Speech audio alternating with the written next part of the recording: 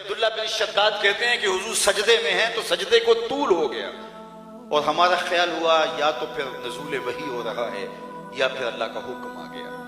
خیر میں نے دیکھا کہ نکھیوں سے تو حضور کی پشت پہ حسین بیٹھے ہوئے تھے، کبھی سجدے کو طول دیا جا رہا ہے، کبھی کندھوں پہ بٹھایا جا رہا ہے، کبھی حضور علیہ السلام حضرت امام حسین رضی اللہ تعالیٰ عنہ کی زبان کے اندر، منہ کے اندر اپنی زبان دیتے ہیں اور وہ یوں چوستے ہیں جس طرح کھجور کو چوسا جاتا ہے۔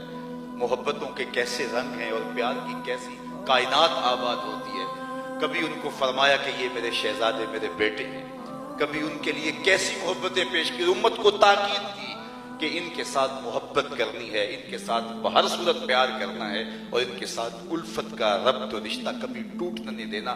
اگر تم ہدایت کی راہوں پہ گامزن رہنا چاہتے ہو تو اہل بیت سے بھی پیار کرنا اور قرآن سے بھی تعلق کمزور نہ ہونے دینا، اور یہ دونوں آپس میں جدا بھی نہیں ہوں گے۔ تو اسلام کی تھیوری دیکھنی ہے تو وہ قرآن ہے، اور اگر پریکٹیکل دیکھنا ہے تو اہل بیت اور قرآن کا پریکٹیکل ہے۔ اب تھیوری دیکھ لیجیے، وَلَنَبْلُوَنَّكُمْ بِشَيْءٍ مِّنَ الْخَوْفِ وَالْجُوعِ وَنَقْصٍ مِّنَ الْأَمْوَالِ وَالْأَنفُسِ وَالثَّمَرَاتِ وَبَشِّرِ الصَّابِرِينَ۔ یہ تھیوری ہے، ہم بندوں کو پرکھتے ہیں بھوک سے، پیاس سے، جانوں مالوں کے ضیاع سے، پھل لوٹ لیتے ہیں اور پھر ان کا امتحان لیتے ہیں کہ یہ صبر کے امتحان میں پورا نکلتا ہے یا نہیں نکلتا۔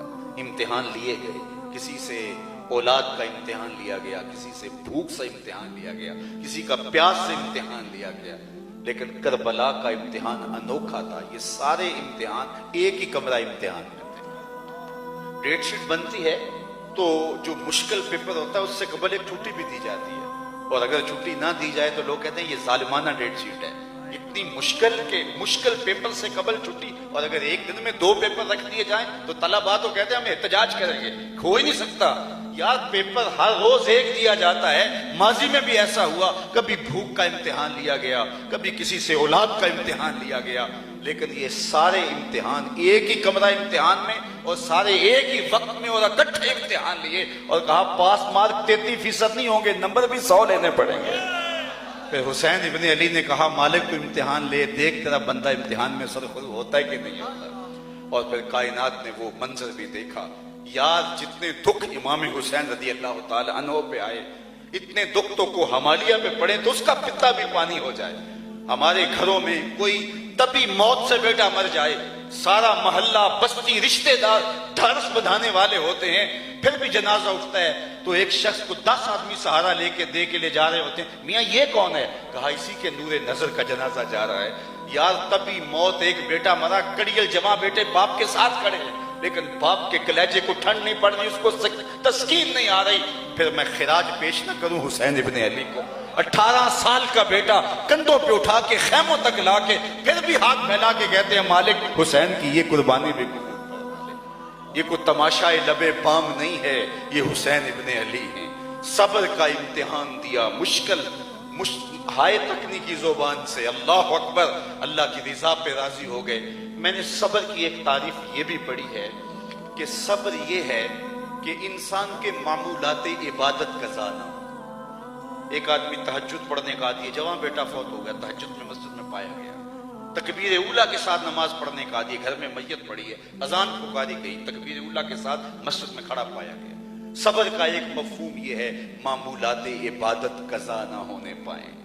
اب کربلا کے تپتے ہوئے ریگزار کے اندر اگر صبر کو اس مفہوم کے اندر دیکھنا چاہتے ہو تو 71 زخم کلیجے پہ، جوان بیٹے بھتیجے بھانجے شہید ہو چکے، اور اب گھوڑے کی زین پہ جب امام تشریف فرما ہوتے اور تیروں کی برسات ہوتی، کتنے تیر برسے، کتنے نیزے، کتنی انیاں اور کتنے بالے اور کتنے دکھ سہے۔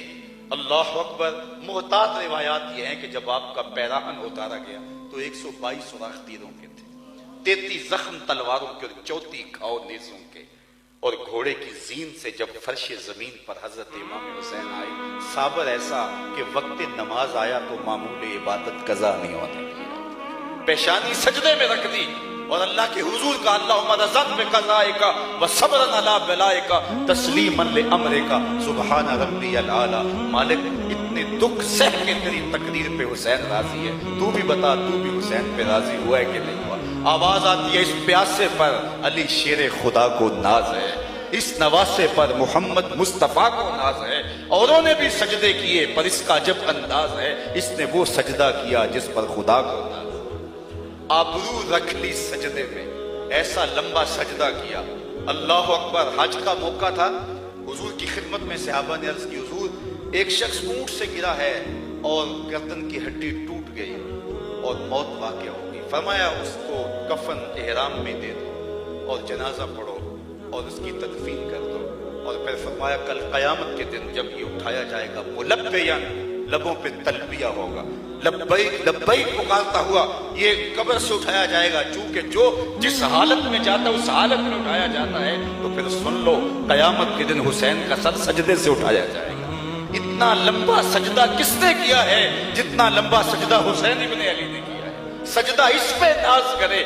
आपको वो कहानी भी याद होगी जब फरिश्तों ने कहा था नहनु नसब्बिहु बिहम्दिका व नुक़द्दिसु लक। मालिक तू इंसान को खलीफा बनाने जा रहे है, ये तो लड़ाइयां करेंगे, हम तस्बीह करने वाले, हम सजदे करने वाले, हम रकू करने वाले हैं। आज मालिक ने भी कहा होगा फरिश्तों जरा नीचे झांक के देखो तो सही, तुम अपने सजदों को लाओ, अपने रकूओं को लाओ और अपनी जिंदगी की सारी कमाई हुसैन के मुकाबले में ला के तो दिखाओ। एक सजदे की ज़कात भी बनती है कि नहीं बनती है? ये हुसैन इब्न अली का सजदा था। दस्ते कातिल ने सरे हुसैन तब काटा जब हुसैन इब्न अली का सर सजदे में झुका हुआ था, और फौरन काट के नेज़े की नोक पे इसलिए चढ़ाया कि लश्कर वालों को बताएं कि हम जीत गए हैं। फतह के नक्कारे बजने लगे, लेकिन लश्कर यजीद से कोई बोल के कहता है ये कैसा सर है जो कट के भी सर बुलंदी है, ये कट गया है तो फिर भी ऊंचा है।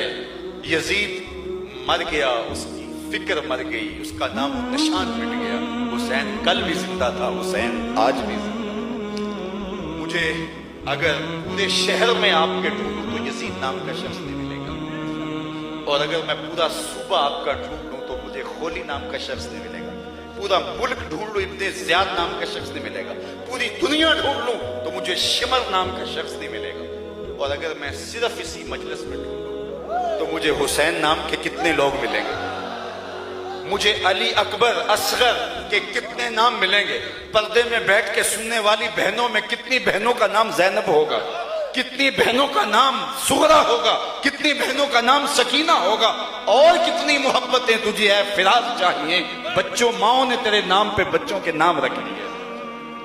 और इकबाल बोला जो दिलों को फतह कर ले वही फातेह ज़माना। यजीद का नाम भी मिट गया।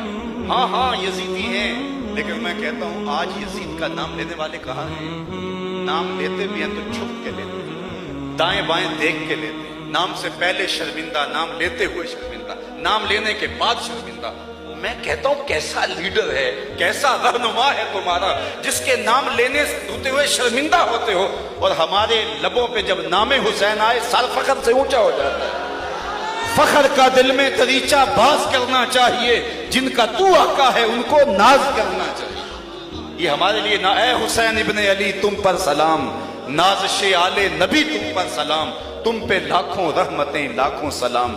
ऐ शहीदाने मोहब्बत के इमाम, लाला गूं लाला बदन लाला कफन, ऐ चमन अंदर चमन, जिंदगी ही जिंदगी तेरी हयात, ऐ हयात अंदर हयात, इफ्तिखारे मिल्लते बैज़ा है तू, रब्बे काबा की कसम यकता है तू।